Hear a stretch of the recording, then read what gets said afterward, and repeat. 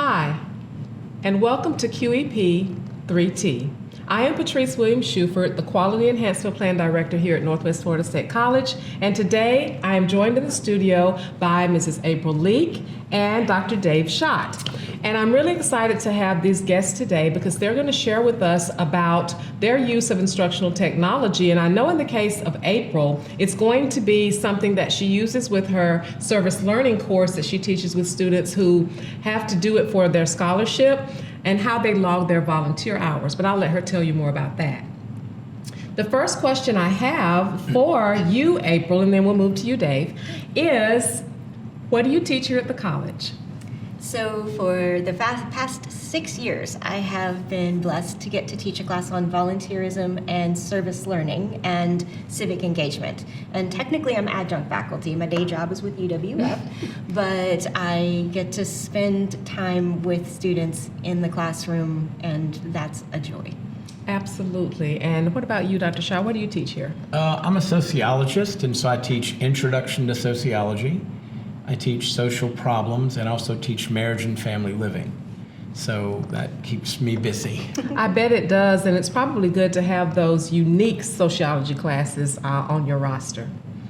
Yeah, it's fun especially social problems is always a popular class. And today we just literally had a conversation about substance use and abuse in our culture related to social problems. And so it was a lively discussion, to say the least. I bet it was. A lot of self-reflection and, in some cases, family dynamics. My goodness. So I am going to ask you all just about your use of instructional technology. And you all know me as QEP Director here, with our focus being on active and engaged learning really since 2020. I'm always going to ask about engagement and how you utilize instructional technology, whether it's Canvas, whether it's some other platform, to engage your students, you to them and them to you, but then also them engaging each other. So I'll start with you, because I already teased about you using a couple of platforms for them logging their volunteer hours. Right. My class is pretty unique since there's only 5 in-person class meetings, and the rest of the time they're actually having to do volunteer hours. So I realized during the pandemic that nobody that semester could, I wouldn't want to send any of them out into the public doing volunteering, even if they would have been allowed to. So I got to use Zoom to do some classes and keep us all engaged.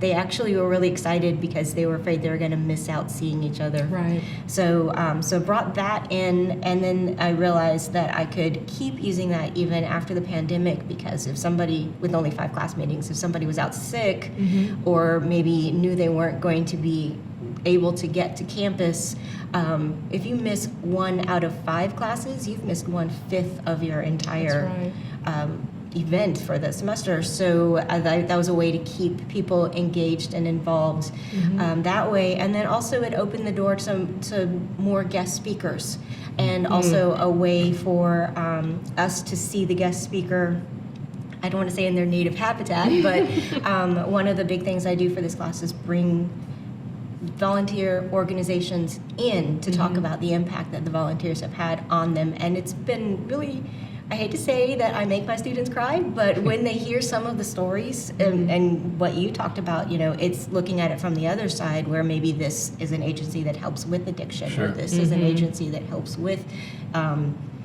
unhoused family, and so family dynamics get into that a little bit as well.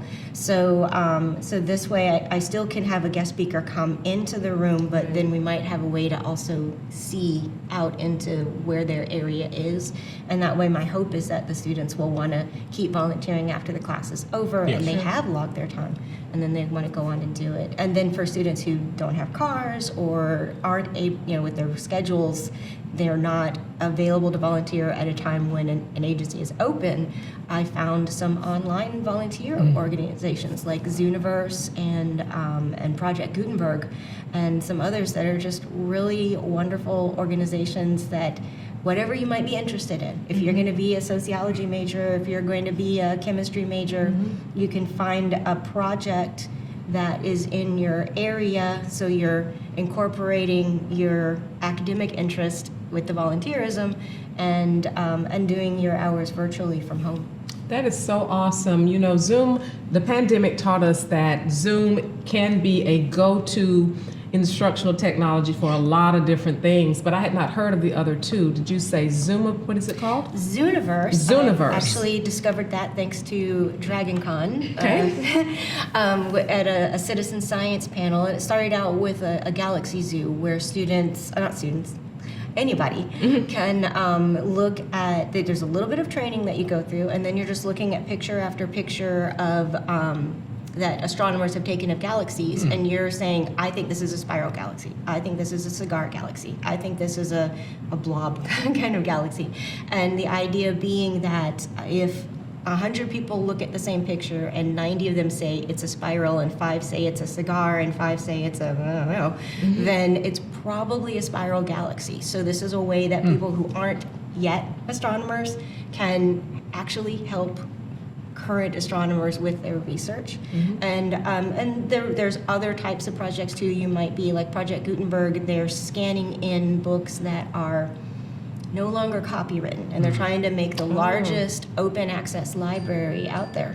So you go in and you look at these scanned, there's a little bit of training, which can count for your volunteer hours. Then you go in and you look at these scanned pages and you correct the grammar and you correct the words. And there as you kind of level up, like gamification from QEP, you can get a little bit more and more advanced in your editing abilities that they'll trust you with, and then they can release the book out into their public library. They also have a audio recording aspect of it for people who do better with hearing, or just want to listen to a book while they're doing other things.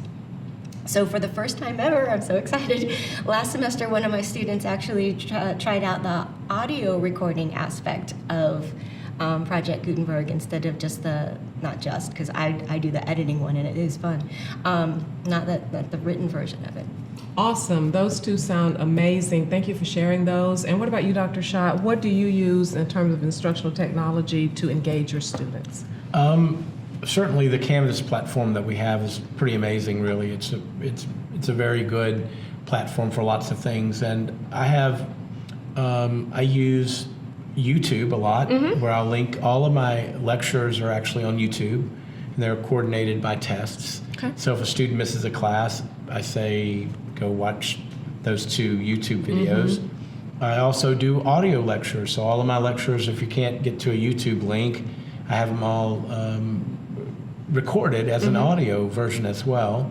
I certainly use technology sometimes to upload certain kinds of things that I might find that are interesting. I know that Dr. Marcianis, who has one of the most famous textbooks that are published, has a crash course sociology section in both social problems, and so I link those in some of the content so students can watch those. They're probably much better than my lectures could ever be. I doubt it. But certainly those are really, really enhancing. And I also love the Canvas feature of the video recording. So sometimes I'll do my updates or some kind of note, like an announcement. I'll use the video feature just so my online students can Connect have sort of with you. Yeah. And then in the classroom, in my traditional classes, of course, really all of us use some sort of technology in the classroom to enhance learning. We use technology that could be again a YouTube video or something that we've seen,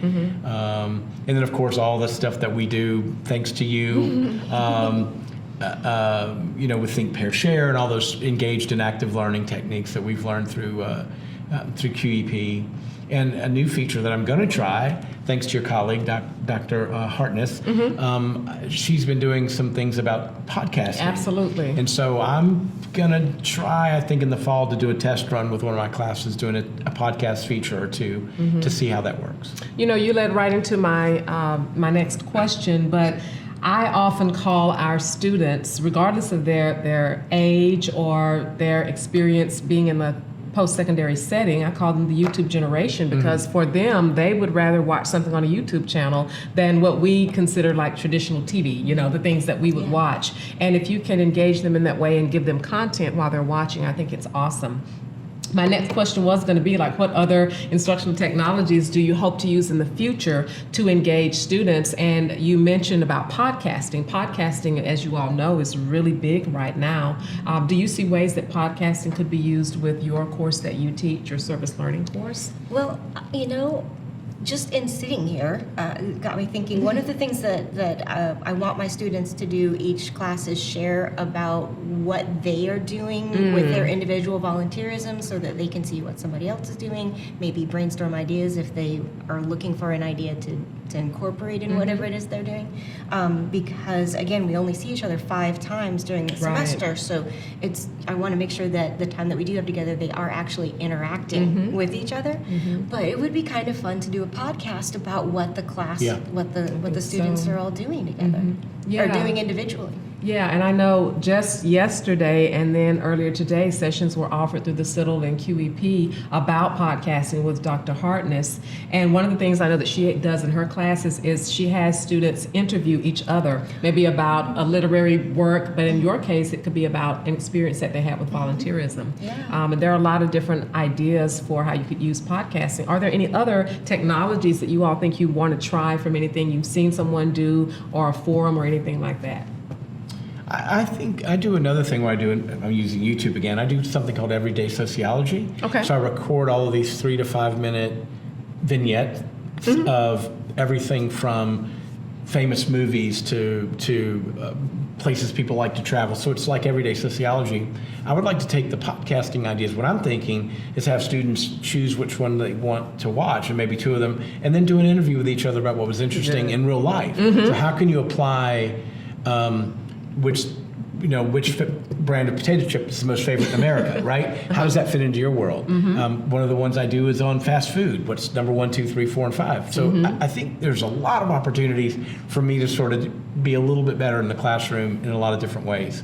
And that's, I think, what we're always trying to do is figure out a way to be a little better each day. Yeah, go ahead. Reaction videos are so popular right now, right? You see somebody has this one video, and then they do a video of me reacting to that video. You could have your students do reaction videos to your everyday psychology or everyday sociology. I got a little too excited. No, that's good. No, I love it. And that's, my vision for QEP 3T, Teachers Talking Technology, was just what's happening here. As we're sitting and we're talking about the things that you currently do, how does that make you think about things that you could do? Because we don't get a lot of opportunities to share what we're doing with each other. So conversations like this are always good. So the fact that you got excited, that's what I want. That's lovely. And sometimes I think it's important to ask our students what they want to do.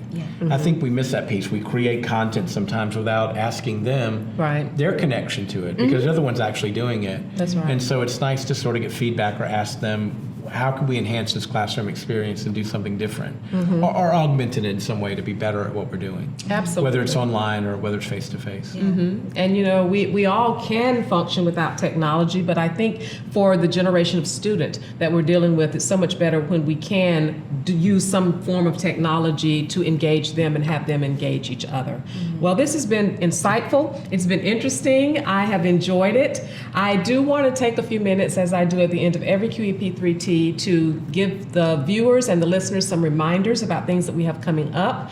One of the big things we have coming up, and I'm thinking we're in March because this is leap year and this would have been March 1st, so I'll go ahead and say, coming up on March 13th, beginning at 2:00 p.m., we will be having our 3rd, I believe it is, Teaching Tech Expo. And during the Teaching Tech Expo, what will happen is you will have different faculty members who will share demonstration, about a 15-minute demonstration about technologies that they've used in their classes, and there will be a Q&A that will follow. I think it's 3 presentations of instructional technology. So that's coming up. And then the big deal in the spring is going to be Spring Faculty Forum 2024. It's going to be April 10th and 11th, held in the CITL spaces in Building 500 here on the Niceville campus. We hope you will come out, register, check the Rater Review for the registration link. We're also looking for scholar exhibitions, where if you are a faculty member who's working on something outside of your teaching, outside of pedagogy, we want you to be able to share that on one day during the forum.